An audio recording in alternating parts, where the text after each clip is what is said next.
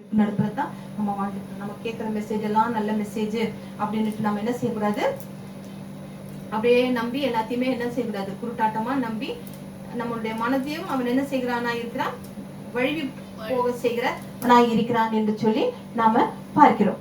அப்போ இப்படித்தான் இந்த மக்கள் எல்லாம் என்ன செய்கிறாங்க, மோசடி கும்பல்னு சொல்லுவாங்க.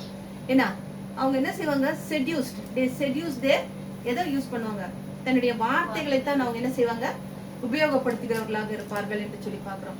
இப்ப பார்த்தோம், இப்பதான் ஒரு நிதி நிறுவனத்துல எத்தனையோ கோடி 4000 கோடியோ 5000 கோடியோ பணத்தை மோசடி பண்ணியிருக்கோம் மக்களிடம் இருந்து. அப்ப அவ்வளவு பேர் பணம் போடுறாங்கன்னா அப்ப அவன் என்ன விதமான வார்த்தைகளை யூஸ் பண்ணிருப்பான் இல்லையா, அவங்களுக்கு ஒரு நம்பிக்கை தரக்கூடிய அளவுக்கு ஒரு வார்த்தைகளை யூஸ் பண்ணிருப்பான் இல்லையா. ஓகே, இவனை நம்பி போட்டோம்னா அவங்க என்ன செய்வாங்க, முதல் ஒரு 2 மாசத்துக்கு அவங்க சொன்ன மாதிரி நாங்க இப்படி போட்டீங்கன்னா முதல் மாசம் இவ்வளவு கொடுப்போம், உங்களுக்கு மாசம் மாசம் இவ்வளவு பணம் வந்துகிட்டே இருக்கணும் போது ஒரு 2-3 மாசம் அப்படியே காமிப்பாங்க. அவங்கள நம்பி ஆஹா சொன்னபடியே பணம் வருது நமக்கு அப்படின்னு.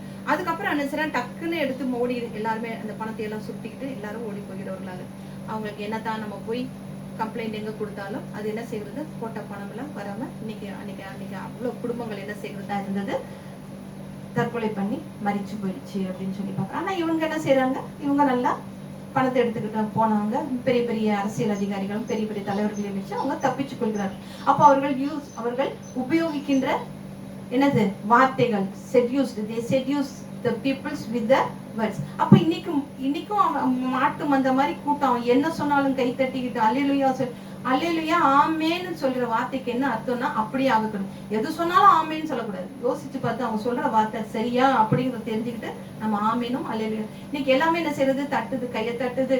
அதை பத்தி பேசினாங்கன்னா கீழே வந்து அவ்வளோ கேவலமா அவ்வளோ அசிங்கமா பார்க்க போன உலக மக்கள் கூட என்ன செய்ய மாட்டாங்க, அவ்வளவு கீழ்த்தரமான வார்த்தைகளை பேச மாட்டாங்க. நான் அவ்வளவு கீழ்த்தரமான வார்த்தைகளை, நீ அவரை பத்தி அப்படி பேசுறியா, உனக்கு தெரியுமா அவர் யாருன்னு உனக்கு தெரியுமா அப்படின்னு அவருக்கு சப்போர்ட் பண்ணிட்டு இன்னைக்கு வருகிற இளம் பிள்ளைகள் என்ன செய்யறாங்க, அதிகமாக இருக்கிறார்கள் என்று சொல்லி பார்ப்போம். Seduce the words. அப்ப அப்படித்தான் என்ன செய்யறாங்க, மக்களை ஏமாற்றி மக்களை சபைகளிலே சேர்த்து கொண்டு வந்து அவங்க கடையில் எங்க கொண்டு சேர்க்க போறாங்கன்றதான் நமக்கும் தெரியல. 2வது வார்த்தை என்ன சொல்கிறதாக இருக்கிறது என்று சொல்லி பார்த்தோம்னா அந்தி கிறிஸ்து என்று சொல்லி பார்க்கிறோம். இதைத்தான் நான் சொன்ன மாதிரி யோவானுடைய எழுத்துக்களில் மட்டும்தான், அவர் எழுதின புஸ்தகத்துல அவர் மட்டும்தான் அந்தி கிறிஸ்து அப்படின்னு ஒரு வார்த்தை எழுதியிருக்கிறார் என்று சொல்லி பார்க்கிறோம். இது என்று சொல்லி பார்க்கிறோம். ஏன்னா இது வந்துட்டு இந்த 1 யோவான் 2ஆம் அதிகாரத்துல இருக்கிறத நம்ம பார்க்கிறோம். மார்க் 13:22-23. மார்க் 13:22-23.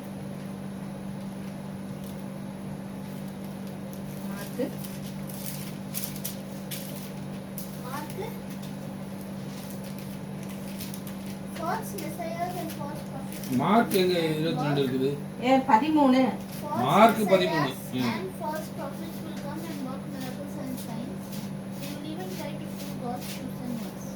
ஏனெனில் கள்ள தீர்க்கதரிசிகளும்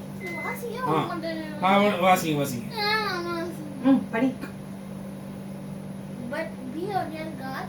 That's why I'm telling you these things now. Finish.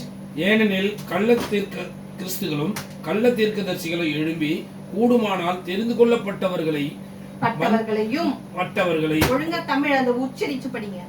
ஏனெனில் கள்ள தீர்க்கதரிசிகளும் கள்ள கிறிஸ்துக்களும் எழும்பி கூடுமானால் தெரிந்து கொள்ளப்பட்டவர்களையும் வஞ்சிக்கத்தக்கதாக அடையாளங்களையும் அற்புதங்களையும் செய்வார்கள். நீங்களோ எச்சரிக்கையாயிருங்கள், இதோ எல்லாவற்றையும் முன்னதாகவே உங்களுக்கு அறிவித்திருக்கிறேன் அப்படின்னு அவர் சொல்கிறாரு. கூடுமானால் என்ன, கூடுமானால்னா இஃப் பாசிபிள், பாசிபிள் அர்த்தம் முடியும் அப்படின்னு, நாட் பாசிபிள்னு போடல. கூடுமானால் என்ன செய்றாங்க, தெரிந்து கொள்ளப்பட்டவர்கள். இப்ப நம்ம எல்லாம் இயேசு கிறிஸ்துவை தெரிந்து கொண்டு இருக்கிறோம். நம்மள எல்லாம் வஞ்சிக்கணும்னா ஈஸியா அவங்க என்ன செய்வாங்க, வஞ்சிச்சுட்டு போயிடுவாங்க. அதுக்கு அவங்க எல்லாம் என்ன செய்யறாங்க, அடையாளங்களை அற்புதங்களை செய்கிறார்கள் என்று சொல்லி பார்க்கிறோம். கேசட்டை வை, உன் வயிற்றுல கேசட்டை வச்சுன்னா கல்லு கரைஞ்சிரும் அப்படின்னு சொல்லி மக்கள் என்ன செய்கிறார்கள், ஏமாற்றுகிறவர்கள் காரியங்களை நாம இன்னைக்கு நிறைய காரியங்கள் வந்துட்டு பார்த்துக்கிட்டு இருக்கிறோம். எப்படி அவர்கள் வந்து மக்கள் அவங்களுடைய ஆதாயம் என்ன அப்படின்னு சொல்லி பார்த்தோம்னா பணம் மட்டும்தான். ஏன்னா பணத்துக்காக அவர்கள் என்ன செய்கிறார்களாக இருக்கிறார்கள், மக்கள் நீங்க எப்படி ஆனாலும் சரி, எனக்கு வந்துட்டு ஆடுகள் மந்தைகள் எனக்கு நிறைய வரணும், என் சபையில நிறைய வரணும், வந்து என்னுடைய இது என்ன செய்யணும், என்னுடைய பணப்பெட்டி நிரம்பணும் அப்படிங்கிறது தான் அவங்களுடைய. நீங்களோ என்ன, நீங்கள் எச்சரிக்கையா இருங்கள் அப்படின்னு சொல்லல, நீங்களோ அந்த சில வார்த்தைகளுக்கெல்லாம் என்ன செய்யதா இருக்கிறது, என்ன இருக்கிறது, கர்த்தரோ யோசேப்போடே இருந்தார் அப்படின்னு இருக்கும். கர்த்தரோ யோசேப்பு, கர்த்தர் வந்து யோசேப்போட கர்த்தரோ அப்படின்னு இருக்கும். அதே மாதிரி தான் நீங்களோ எச்சரிக்கையாக இருங்கள் என்று சொல்கிற காரியங்களை பார்க்கணும். அப்போ கிறிஸ்து அப்படின்னு, கிறிஸ்து என்று இப்படி வர்றவங்களை நீங்க என்ன செய்யாதீங்க, ஏற்றுக்கொள்ளாதீங்க அப்படின்னு யார் எச்சரிக்கிறார், இயேசு எச்சரித்தார் அப்படின்னு சொல்லி பார்க்கிறோம். அதனாலதான் அவர் வந்துட்டு அந்த அந்தி கிறிஸ்துவ குறித்து இந்த கடைசி மணி நேரத்தை, கடைசி மணி நேரம்னா நம்ம இதுதான் 12 மணி ஆயிடுச்சு அப்படின்னு அந்த நேரம் இல்லை. இப்ப நம்மளாம் வாழ்கிறது கடைசி மணி. இனி வர சந்ததிகள் எல்லாம் எப்படி, பிள்ளைகள் எல்லாம் எப்படி வரப்போகிறார்கள், இந்த காலத்துல நடக்கிற காரியங்களை எல்லாம் பார்க்கும்பொழுது அப்படியே நெஞ்சு பதறுகிற காரியங்களாக இருக்கிறது என்று சொல்லி நம்ம பார்க்கிறோம். சிறு வயது பிள்ளைகள், 4 வயது பிள்ளைகள் எல்லாம் என்ன செய்யப்படுகிறார்கள், பாலியல் வன்கொடுமைக்கு ஆளாகிறார்கள் என்று சொல்லி பார்க்கிறோம். ஸ்கூல் எல்லாம் பார்க்கும் பொழுது அவ்வளவு பிள்ளைகளை ஸ்கூலுக்கு இனிமேல் பிள்ளைகளை அனுப்பணும்னாலே என்ன செய்கிறதா இருக்கிறது, பயப்பட வேண்டிய காரியங்களாக இருக்கிறது. பெண் பிள்ளைகளை எல்லாம் அப்படியான காரியங்கள் எல்லாம் ஒவ்வொரு மாநிலத்திலையும், தமிழ்நாட்டிலேயே இப்போ கூட நம்ம பார்க்கும் பொழுது 10-12 வயது பிள்ளைகள் எல்லாம் என்ன செய்யப்பட்டார்கள், ஒரு 13-14 பிள்ளைகள் எல்லாம் பாலியல் வன்கொடுமைக்கு ஆனானார்கள். ஸ்கூல்லயே அது நடந்தது என்றெல்லாம் நம்ம பார்க்கிறோம். அப்ப இப்போ இனி வரப்போகிற காலம் எப்படியா இருக்குது, அதனாலதான் அவர் அப்படி சொன்னாரு என்னன்னு தெரியல. ஏசப்பா ஏசையா 54 பிள்ளை பெறாத மரடியே நீ மகிழ்ந்து களிக்கூறு, கர்ப்ப வேதனைப்படாதவளே நீ மகிழ்ந்து களிக்கூறு. இப்ப பிள்ளைய பெற்றுட்டு எல்லாரும் இப்ப என்ன பண்றாங்க, வயிற்றுல நெருப்ப கட்டிக்கிட்டு பிள்ளைங்க போய் வர வரைக்கும் அவ்வளவு பயங்கரமாக இருக்கு. இப்ப பார்த்தோம் கொல்கட்டால அந்த ஒரு மருத்துவ மாணவிக்கு நடந்த மிக கொடூரமான கொலைகள் பார்க்கிறோம். மனிதன் வந்து எப்படியா இருக்கிறான், மிருகம் கூட என்ன செய்யாது, இந்த மாதிரி ஒரு கேவலமான காரியத்தை எந்த ஒரு மிருகமும் செய்யறான். அவ்வளவு ஒரு மிருகமான செயல்களை செய்கிறவர்களாக இந்த காலத்துல மனிதர்கள் எப்படி செய்கிறார்கள், மிருகங்களாக கொடூரங்களாக அரக்கங்களாக சுற்றி திரிகிறார்கள் என்று சொல்லி. அப்போ அதனால அவர் என்ன செய்யறாரு, எச்சரிக்கையா இருங்கள் அப்படின்னு சொல்லி அவர் சொல்கிற காரியங்களை பார்க்கிறோம். அப்போ இயேசு முன் அறிவித்த பொய்யான தீர்க்கதரிசிகள் இருக்கிறாங்களா, இருக்கிறாங்க. பொய்யான போதகர்கள்லாம் இருக்கிறாங்களா, இருக்காங்க. அப்ப அவங்க வருகையெல்லாம் எப்படியா இருக்கிறது, ஒவ்வொரு நாளும் பெருகி கொண்டிருக்கிறது என்று சொல்லி நம்ம பார்த்த மாதிரியே பென்னிகின்னு எவ்வளவு காரியங்கள் எல்லாம் செய்தார். இன்னைக்கு அவர் என்ன செஞ்சாரு, மனம் திரும்பி ஐயோ நான் செஞ்சதெல்லாம் தப்பு, பொய் தான் சொன்னேன், நான் இயேசு கிறிஸ்து சொல்லாததையெல்லாம் நான் சொன்னேன் அப்படின்னு சொல்லி இன்னைக்கு அவருடைய முகத்தை பார்க்கும் போதே ஆளு வந்து எப்படி இருக்கிறாரு, முதல்ல எப்படி இருந்தாரு, இப்ப பார்க்கும் பொழுது முகமெல்லாம் அவர் வந்து அப்படியே ஒரு மாதிரி மாறி போய் அவர் வந்துட்டு அவருக்கு உடம்பு முடியாம போய் அவரு பயங்கரமான ஹார்ட் ப்ராப்ளம் வந்து போய் தான் திரும்பி உயிர் பழிச்சு அவர் வந்திருக்கிறாரு. வந்து திரும்பியும் மக்களை திரும்பியும் எல்லாரையும் வந்துட்டு இப்போ அவரை நம்பி எவ்வளவு ஆத்மாக்கள் வந்துட்டு பாழா போயிருக்கும் இல்லையா, அவர் செஞ்சதெல்லாம் நம்பி எவ்வளவு பேர் இருந்தாங்க இல்லையா. உண்மையானவங்களை யாராவது எழுப்பி ஏதாவது கேட்டாங்கன்னா அவங்க என்ன செய்றாங்க, கழுத்தை பிடிச்சி வெளியே தள்ளிடுறாங்க. போ நீ தான் அந்தி கிறிஸ்துன்னு சொல்லி என்ன செய்யறாங்க, பைபிளை காமிச்சு பைபிள் இந்த மாதிரி இல்லையே நீ பேசுறது தப்புன்னு சொல்லி சொன்னாங்கன்னா அவங்க என்ன செய்றாங்க, சபையில இருந்தே பிடிச்சி தள்ளி விடுகிற காரியங்களை நாம பார்க்கிறோம். அதே மாதிரி தான் 2 தெசலோனிக்கேயர் 2ல பார்ப்போம். 2 தெசலோனிக்கேயர் 2. இந்த பொய்யான தீர்க்கதரிசிகள் தோன்றுவதன் மூலம் இயேசு கிறிஸ்துடைய தெய்வீக தன்மையை மறப்பவர்களோட முன்னிலையில நாம இருக்கிறோம் அப்படின்னு சொல்லி அவர் என்ன செய்கிறாரு, நாம் கடைசி நாட்களில் வாழ்கிறோம் என்பதை அவர் சொல்கிறார் என்று சொல்லி பார்க்கிறோம். 2 தெசலோனிக்கேயர் 2. 2 தெசலோனிக்கேயர்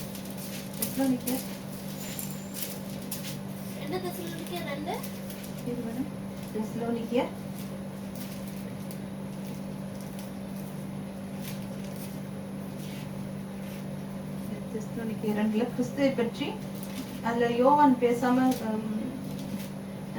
அந்தி கிறிஸ்துவின் ஆவியை பற்றி எச்சரிப்பது போல இருக்கும்.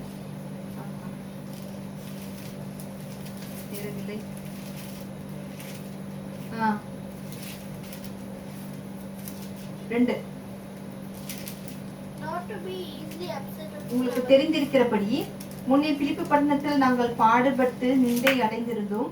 வெகு போராட்டத்தோடு தேவனுடைய சுவிசேஷத்தை உங்களுக்கு சொல்லும்படி நம்முடைய தேவனுக்குள் தைரியம் கொண்டிருந்தோம்.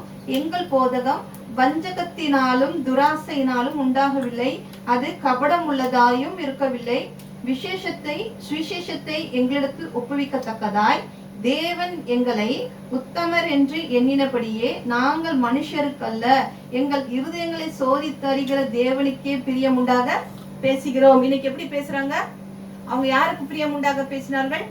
தேவனுக்கு பிரியம் உண்டாகும்படியாக அவர்கள் என்ன செய்தார்கள்? பேசினார்கள். அப்போ அவங்களுடைய போதகம் எப்படியா இருந்தது? வெஞ்சகத்தினாலும் அல்ல, துராசையினாலும் அல்ல. அப்புறம் அப்படி இல்லாம அது எப்படி கபடம் உள்ளதாயும் இருக்கவில்லை அப்படின்னு சொல்லி அவர் சொல்லுகிற காரியங்களை பார்க்கிறோம். ஆனா இன்றைக்கு எப்படியாக இருக்கிறது போதகம்? யாரை பிரியப்படுத்துகிறதா இருக்கிறது? மனுஷர்களை பிரியப்படுத்தக்கூடிய போதகமாக இருக்கிறது என்று சொல்லி நாம பார்க்கிறோம். அப்போ அப்போ இப்படிப்பட்டவங்க எல்லாம் என்ன செய்வாங்க? முதல்ல வந்து எப்படி இருப்பாங்க? ரொம்ப கர்த்தருக்குள்ள உறுதியா இருப்பாங்க. அதுக்கப்புறம் அப்படியே இந்த அவங்களுடைய அந்த அந்த அதை விட்டு, அந்த கொள்கையை விட்டு அப்படியே கொஞ்சம் கொஞ்சமா மாறி என்ன செய்வாங்க? இந்த சீஷத்துவத்தை இதெல்லாம் அவர்கள் அப்படியே காலப்போக்கில் அவங்க மாறி எப்படியா வருவாங்க? இந்த உலகத்துக்கு ஏற்ற மாதிரியே தங்களை கடைசியில மாற்றிக் கொள்கிறவர்களாக இருப்பார்கள். பார்க்க போனோம்னா உண்மையான ஊழியர்னு சொல்லி சொன்னோம்னா வெள்ளி கிரகம் மட்டும்தான். அவரை மட்டும்தான் என்ன சொல்லுவாங்க? உண்மையாகவே வந்து அவர் வந்து என்ன செய்தாரு? கர்த்தருக்காக ஊழியம் செய்து மரித்தார் என்று சொல்லி வெள்ளி கிரகம் மட்டும்தான் வந்து உண்மையாகவே ஊழியம் செய்து மரித்தார் என்று சொல்லி நாம பார்க்கிறோம். அப்ப அவங்க என்ன செய்வாங்களா? உண்மையான சீஷத்துவத்தை நம்ம பார்த்தோம் இல்லையா? அதே பார்த்த மாதிரி 1 யோவான் 2:19 அவர்கள் அதை கைவிடுவார்கள். அப்புறம் அந்த சீஷத்துவத்தை வந்து என்ன செய்வாங்க? அவங்க கைவிட்டு விடுவார்கள் என்று சொல்லி நாம பாக்குறோம். இந்த அப்போ இவங்க எல்லாம் என்ன செய்வாங்க? நம்ம கூட ஒரு இடத்துக்கு போயிருந்தோம் தெரியுமா? ஒரு ஹோட்டல்ல யாரோ வந்தாருன்னு சொல்லி போனப்போ அங்க இன்னொருத்தர் வந்து அப்பாவை பார்த்து உங்களை வந்து கர்த்தர் உங்களை எல்லா நாடுகளுக்கும் கூட்டிட்டு போவாரு அப்படின்ட்டுலாம் சொல்றாங்க பத்தியா? அப்ப கேட்கும் போது நமக்குள்ள என்ன ஆகுது? ஆஹா, என்னை பார்த்து அப்போ அவரை என்னை பார்க்கும்போது என்னை பார்த்து சொல்லிட்டாரு, எல்லா நாடுக்கும் நான் போய் சொல்லுவேன் அப்படின்னு நமக்குள்ள இதாயிட்டு உடனே அவர் என்ன சொல்றாரு? நீங்க இந்த சபைக்கு வாங்க, இங்க வந்தீங்கன்னா உங்களுக்கு நல்லா இருக்கும் அப்படின்னு சொன்னப்பதான் அந்த ஒரு மலையாளம் அந்த அல்முல்லா பிளாசா அங்க போனோமே அந்த ஆளுகிட்ட போகும்போது சொல்றாங்க இல்லையா? அப்போ அந்த இடத்துக்கு நம்ம போனோம் இல்லையா? போய் அங்க போகும்போதுதான் தெரியும் போது எனக்கு பார்க்கும் போதே தெரிஞ்சது இது கள்ள ஊழியர் அப்படிங்கறது எனக்கு பார்த்த உடனே எனக்கு தெரிஞ்சிச்சு. அதனாலதான் அவங்க என்ன சொல்லுவாங்க? உடனே போய் எல்லாருக்கையும் போய் தலையை கொடுத்துறாத அப்படின்னு சொல்லி சொல்லுவாங்க. அப்ப அவங்க என்ன செய்யறாங்க? ஆள்களை என்ன செய்யறாங்க? மயக்கி ஒரு சபையில இருந்து இன்னொரு சபைக்கு என்ன செய்வாங்க? கொண்டுட்டு போய் சேர்க்கிறவங்களா இருப்பாங்க. வந்ததுமே சொல்லுவாங்க, நீங்க இந்த நாட்டுக்கு எல்லாம் போவீங்க, உங்களை எல்லா இடத்துக்கும் கூட்டிட்டு போவாரு, உங்களை பார்த்தா வந்துட்டு நல்ல ஒரு தேவ ஊழியர், தேவ மனித மாதிரி இருக்கிறீங்க அப்படின்னு என்ன செய்வாங்க? மயக்கிற வார்த்தைகளை அவர்கள் பேசுகிறவர்களாக இருப்பார்கள் என்று சொல்லி நம்ம பார்க்கிறோம். அப்போ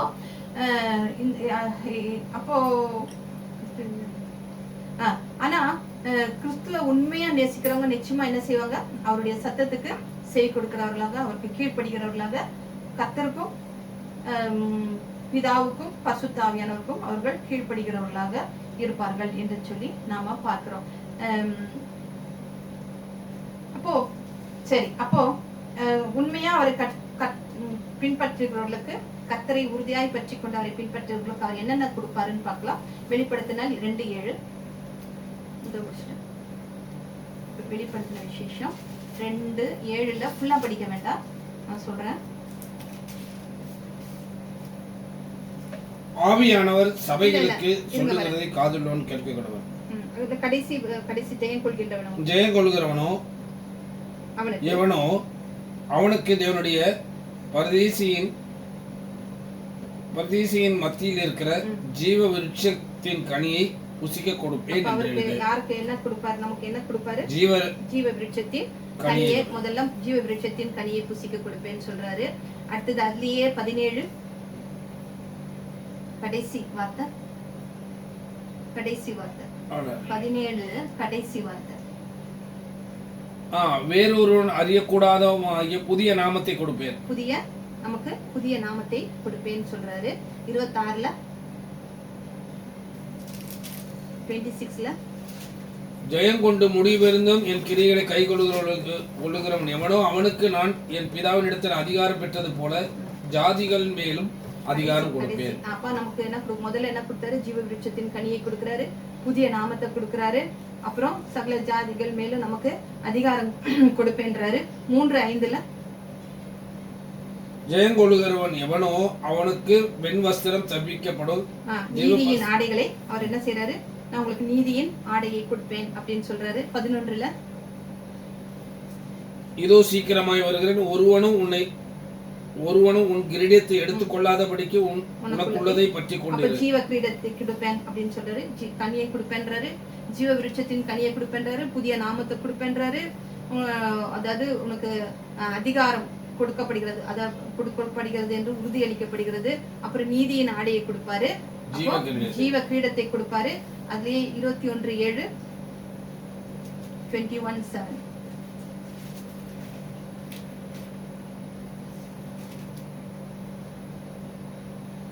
ஜெயம் கொள்ளுகிறவன் எல்லாவற்றையும் சுதந்திரித்துக் கொள்வான், நான் அவன் தேவனாயிருப்பேன், அவன் என் குமாரனாயிருப்பான். அப்ப அவர் என்ன சொல்றாரு? ஜெயம் கொள்கின்றவன் எல்லாவற்றையும் சுதந்திரித்து கொள்ளக்கூடியபடியாக நமக்கு வாக்களிக்கப்பட்டுள்ளது என்று சொல்லி பார்க்கிறோம். 1 2 3 4 5 விதமான காரியங்கள், 6 விதமான காரியங்களை அவர் நமக்கு கொடுக்கிறவராய். அப்ப யாரு அந்தி கிறிஸ்து? 1 யோவான் 2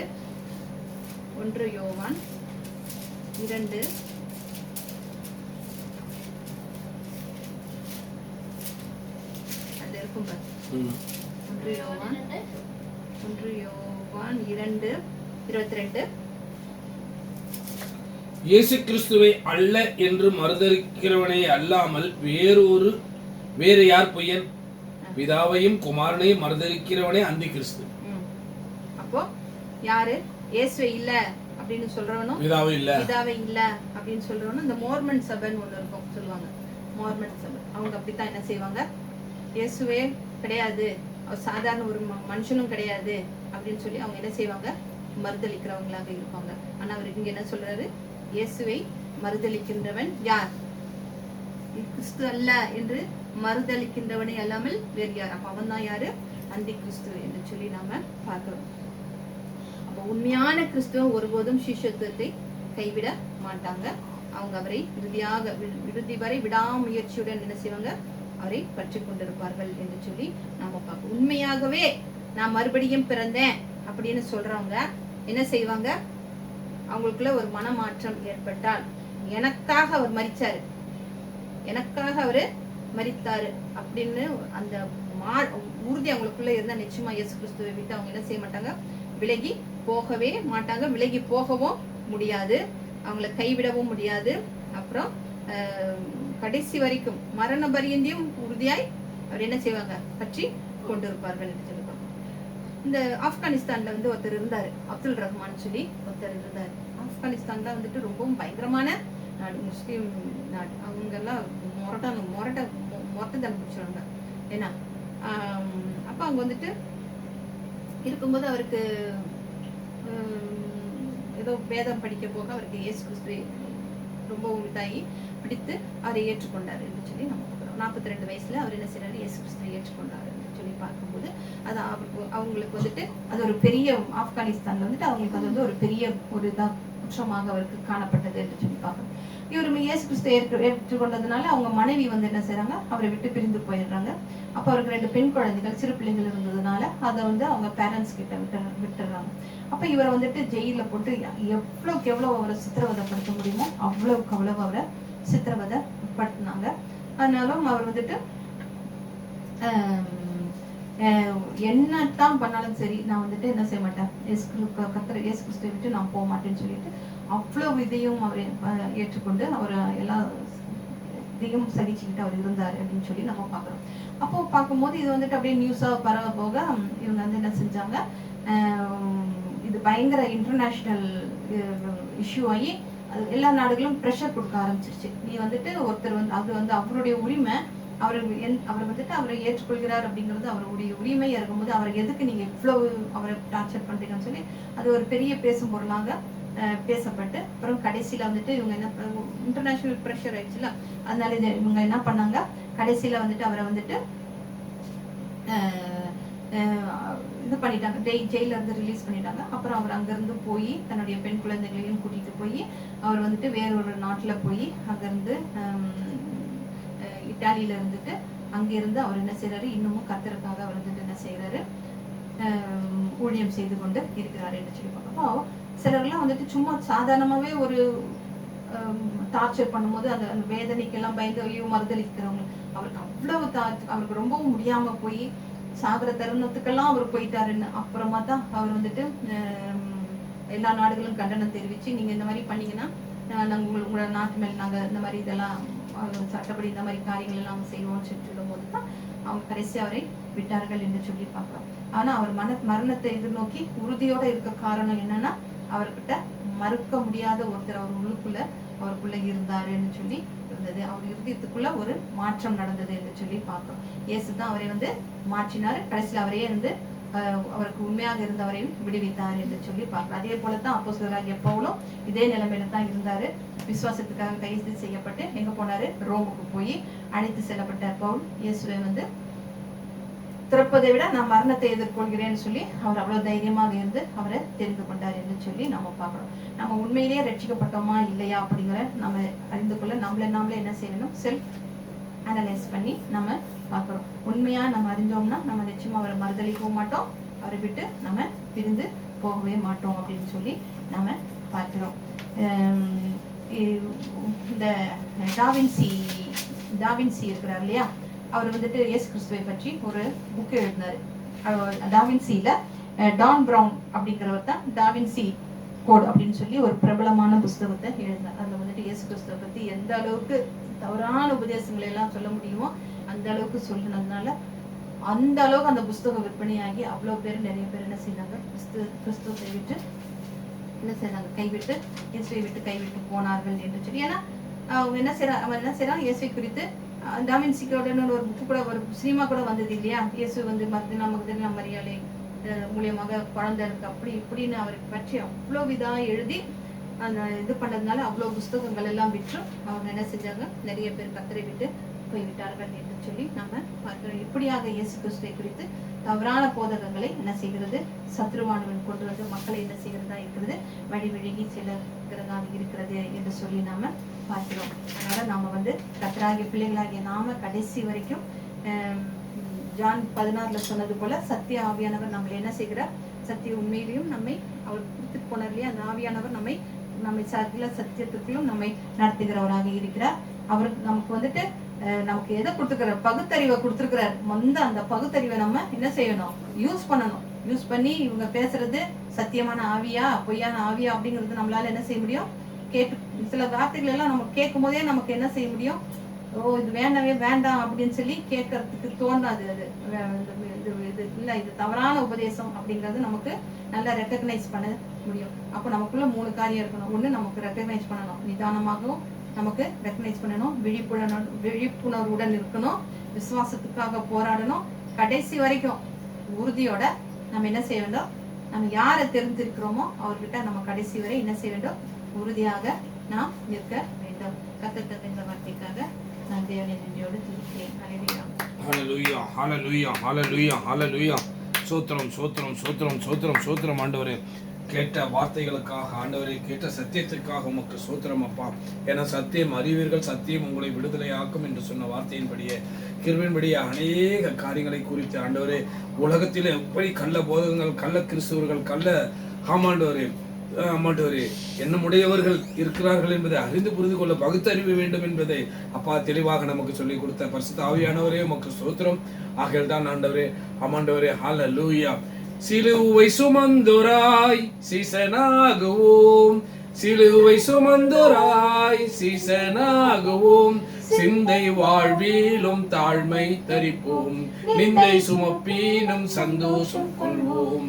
இயேசு தாங்குவார், இயேசுவே சுமப்பார், ஒரு போதும் கைவிடவே மாட்டார்.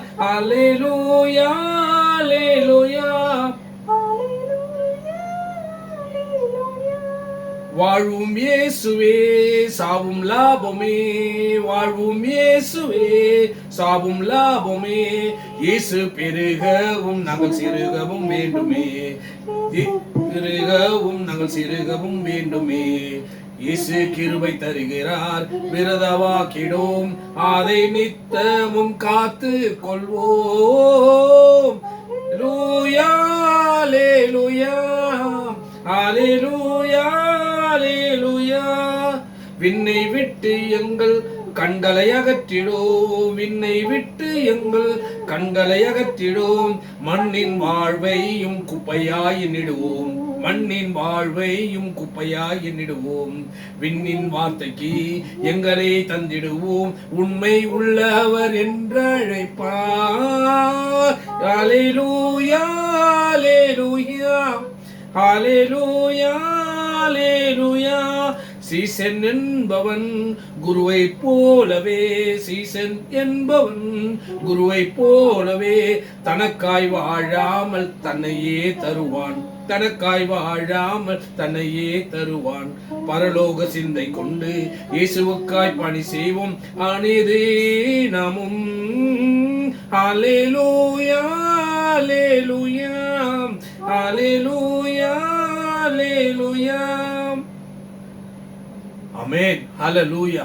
ஆகையால்தான் தேவ பிள்ளைகளே, ஒவ்வொரு நாளும் ஆண்டவரே நாம் தேவனிடத்தில் கேட்டுக்கொள்வது எல்லாம் வீண் போவதில்லை. ஹல்லேலூயா. ஆகையால்தான் ஆவியானவர் திருவுளம் பற்றினது நாள் இந்த நாளில் ஆண்டவரே அப்பா நாங்கள் எப்படி ஆண்டவரே கர்த்தருக்குள் வேறு கொண்டு வளர வேண்டும் என்பதை சொல்லிக் கொடுத்தார். அதற்காக சோத்திரம் ஆண்டவரே. தூங்காமல் ஜெபிக்க வரும் தாங்கப்பா, ஜெபித்திருந்து விழித்திருந்து தாங்கப்பா, தூங்காமல் ஜெபிக்க வரும் தாங்கப்பா. நாம் தூங்கினால் எதிரி களை விதைப்பான், ஜெபிக்க மறந்தால் எதிரி ஜெயம் எடுப்பான்.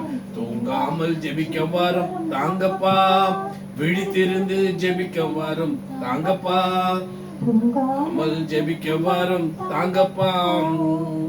உடலை ஒடுக்கணும், உணவை குறைக்கணும், பேச்சை நிறுத்தணும், பலத்திலே வளரணும். அண்ணாளை போல கண்ணீரை வடிக்கணும், சாமுவலை போல ஊற்றணும். தூங்காமல் ஜெபிக்க வரும் தாங்கப்பா, தாங்கப்பா, தூங்காமல் ஜெபிக்க வரும் தாங்கப்பா. தானியேலை போல ஜெபிக்கணும் துதிக்கணும், சிங்கங்களின் வாய்களை தினம் தினம் கட்டணும். பவுலை போல சிறையிலே ஜெபிக்கணும், கதவுகள் திறக்கணும், கட்டுகள் தூங்காமல் ஜெபிக்க வரும் தாங்கப்பா, ஜெபித்து வரும் தாங்கப்பா, தூங்காமல் ஜெபிக்க வரும் தாங்கப்பா. மோசையை போல மலை மேல் ஏறணும், கரங்களை விரிக்கணும், கதறணும் தேசத்திற்காய்.